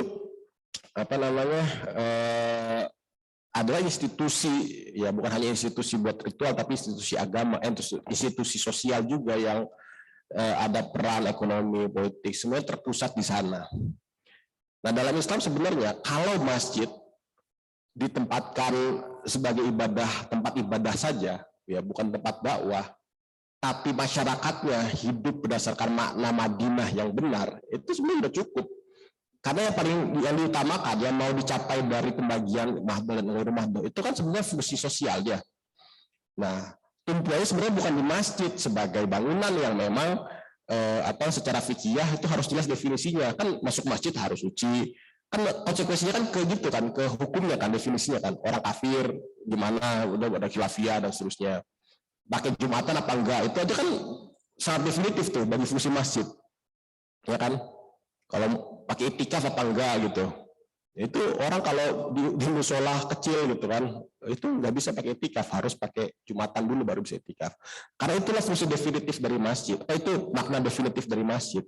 Nah, tuntutan supaya makna definitif itu lebih luas secara sosial itu sebenarnya bukan harus ditumpukan pada masjid, ya, tetapi pada masyarakat itu sendiri. Ya, ketika Nabi hijrah itu beliau bukan hanya mendirikan masjid, tapi mendirikan Madinah gitu.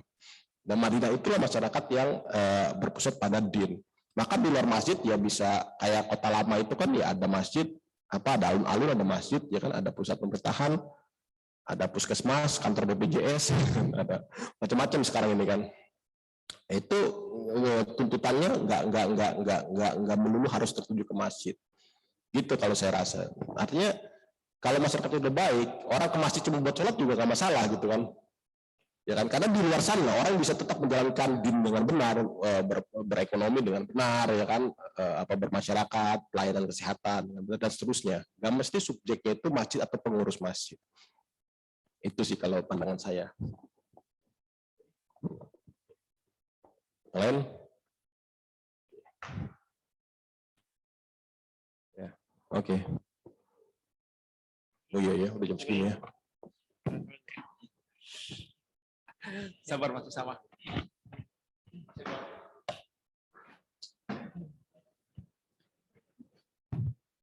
Ya, bismillah.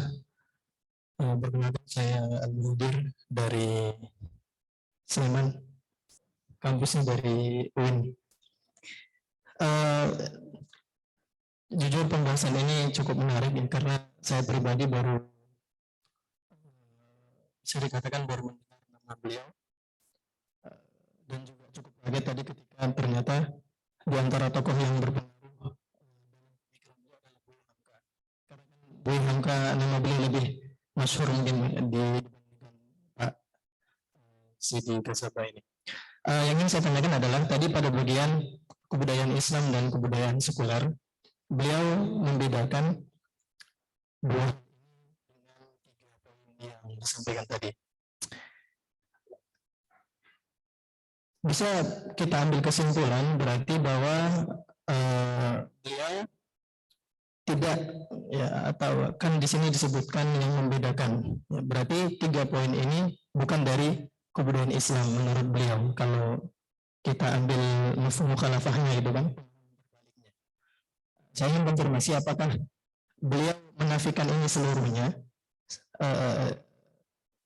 dengan konteks kebudayaan Islam, atau di buku lain beliau merinci, ya, terutama poin ketiga ini cukup menarik perhatian saya juga karena pembahasan metafisika ini kan pembahasan yang apa namanya di zaman sekarang itu kalau kita menuhankan metafisika ya, kita bisa sesat gitu kan, tapi kalau kita menjadikan itu sebagai bukti yang semakin menguatkan kita akan kemahakuasaannya Tuhan, tentu ini kan satu hal yang bagus gitu. Kenapa tidak dikompromikan sehingga poin ketiga ini bisa masuk juga dalam kebudayaan Islam di zaman kontemporer.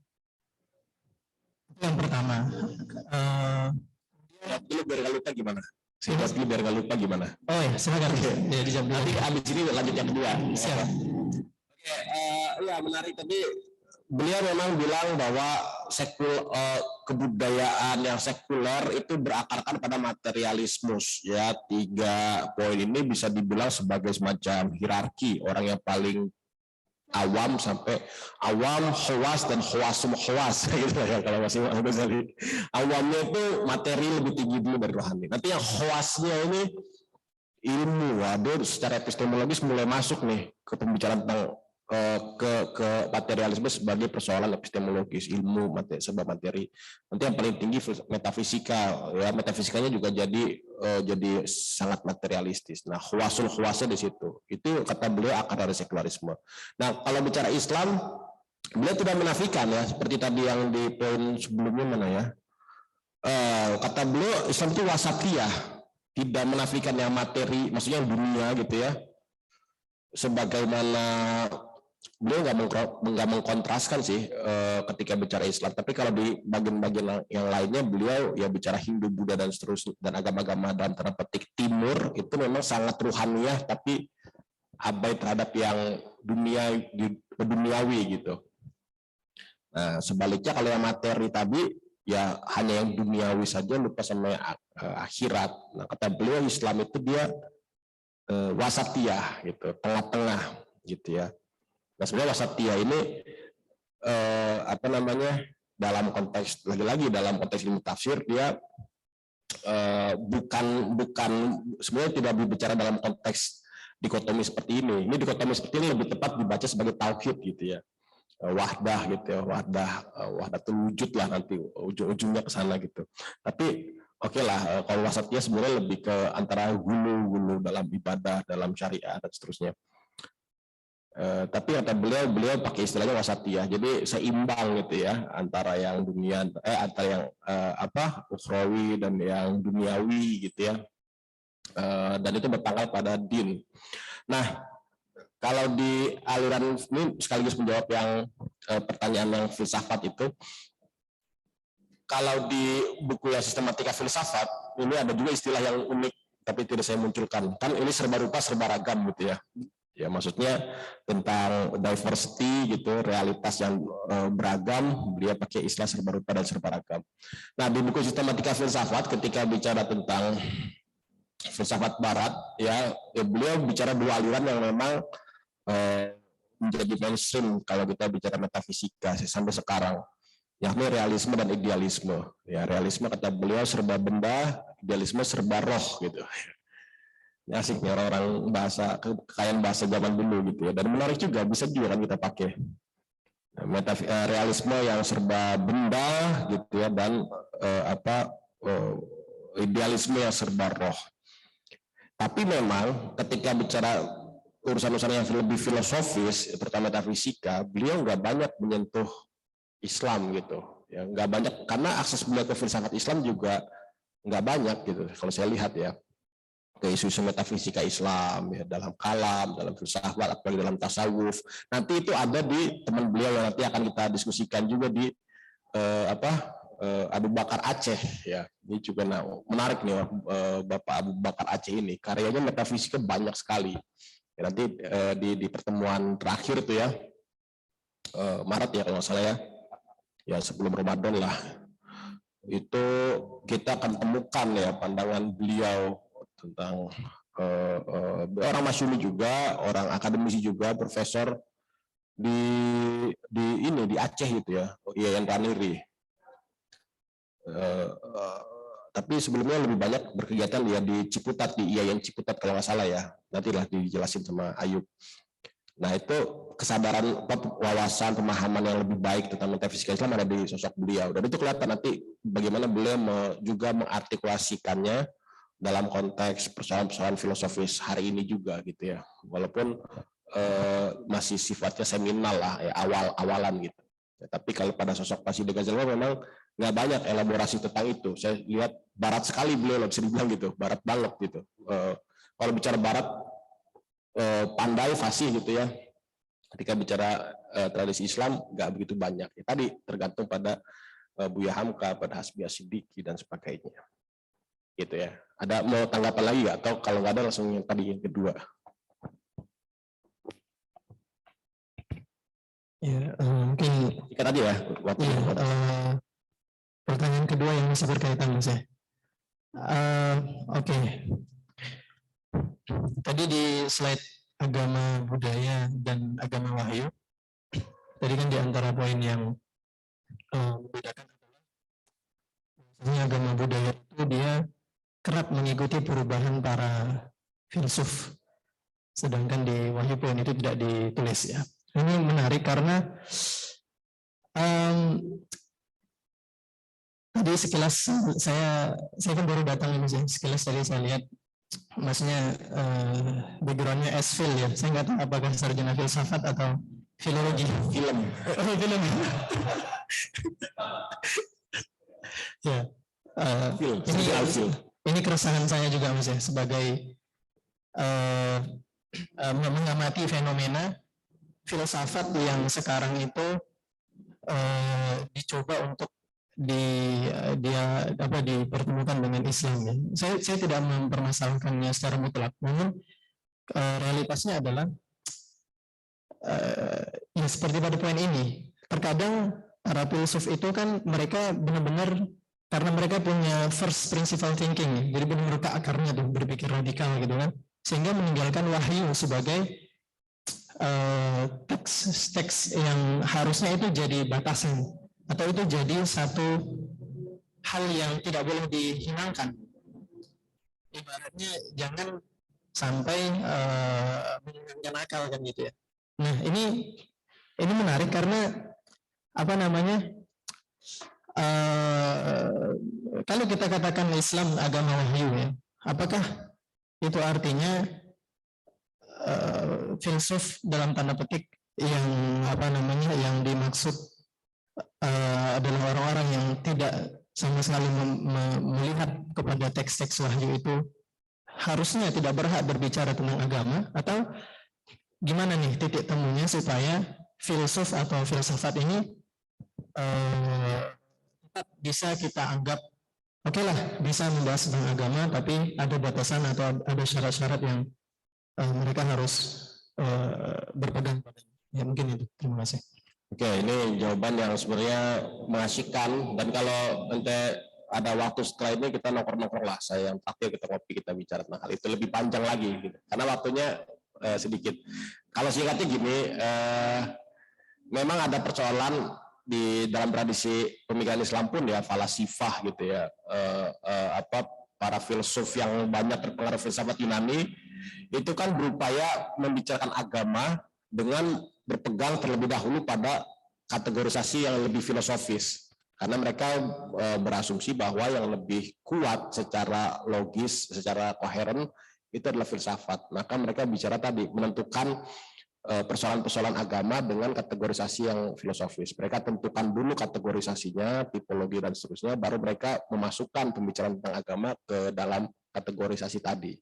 Hasilnya adalah ya agama yang dibicarakan secara filosofis, ya bukan lagi agama yang dibicarakan oleh Tuhan gitu. Ini berbeda dari kalam. kira-kira gitu ya gampangnya. Berbeda dari kalam, dari namanya aja, kalam itu perkataan, kalamullah merujuk pada kalamullah, tapi juga merujuk pada kemampuan para pemikir besar, para ulama maksudnya, untuk menjelaskan kalamullah itu juga dengan kalam, dengan berkalam. Jadi asumsi yang kedua ini, kalamullah adalah sesuatu yang menentukan kategorisasi cara kita berpikir gitu. Jadi bukan sebaliknya, bukan cara kita berpikir yang menentukan kategorisasi tentang agama, tapi agama atau wahyu yang harus diterima terlebih dahulu kategorisasinya, kemudian baru kita berbicara tentang pikiran-pikiran kita, termasuk batas-batas pikiran kita. Nah, jadi dua hal ini, falasifah dan mutakalim, ini dua posisi dalam pemikiran Islam yang memang seperti yang tadi ente tanyakan, kalau dosisnya, ibaratnya gitu ya, dosisnya terlalu besar pada isu-isu filosofis, akhirnya bisa jatuh pada pengulangan terhadap apa yang sudah terjadi pada di kalangan para falasifah tadi, Ibnu Al-Kindi, Al-Farabi, Ibnu Sina terutama ya, tiga nama itu. Akan jadi begitu, Tuhan nanti dibicarakan dalam premis-premis filosofis gitu. Pewahyuan dan kenabian juga dibicarakan dengan cara seperti itu, kejadian-kejadian alam dan seterusnya. Ini yang kemudian dibantah oleh Imam Al-Ghazali. Beliau sebagai mutakalim membangun argumentasi dari cara yang berbalik, ya, yakni kategori-kategori agama itulah yang menentukan hasil-hasil pikiran manusia gitu, ya, bukan kategori filosofis yang menentukan wahyu agama. Nah, jadi itu memang dua kecenderungan yang utama. Nah, tapi bukan berarti yang kalam ini, nah ini yang menarik dalam tradisi Islam ya, bukan berarti yang kalam ini nggak filosofis gitu. Kan kalau kita di dalam karya-karya pengantar filsafat itu ya, selalu deskripsi filsafat itu biasanya radikal gitu ya, sistematis, koheren, spekulatif gitu. Nah, unsur-unsur radikal bahwa yang dibicarakan itu sangat mengakar, ya, metafisika tentang Tuhan gitu, itu hal-hal mengakar tentang realitas, terus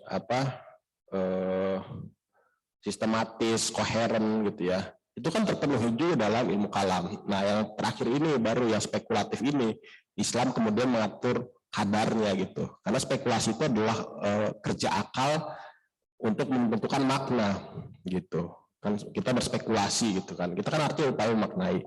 Nah, ini dibatasi karena yang lebih utama adalah kita memahami makna-makna dari wahyu gitu ya, dan kemudian mensistematisasinya, bukan sebaliknya menentukan spekulasi kita sendiri tentang makna bagi wahyu, kemudian mencocokkan wahyu dengan itu semua. Itu sih menurut saya posisinya. Nanti kita lanjut di itulah ya setelah ini kalau ada waktu. Itu aja dulu, saya kembalikan ke saya, waktunya udah habis. Ya, baik, terima kasih kepada hadirin sekalian yang sudah menyempatkan waktu untuk hadir berdiskusi pada malam hari ini, terkhusus kepada pemateri kita Mas Ismail Al-Alam. Semoga kita bisa dipertemukan lagi di pekan selanjutnya.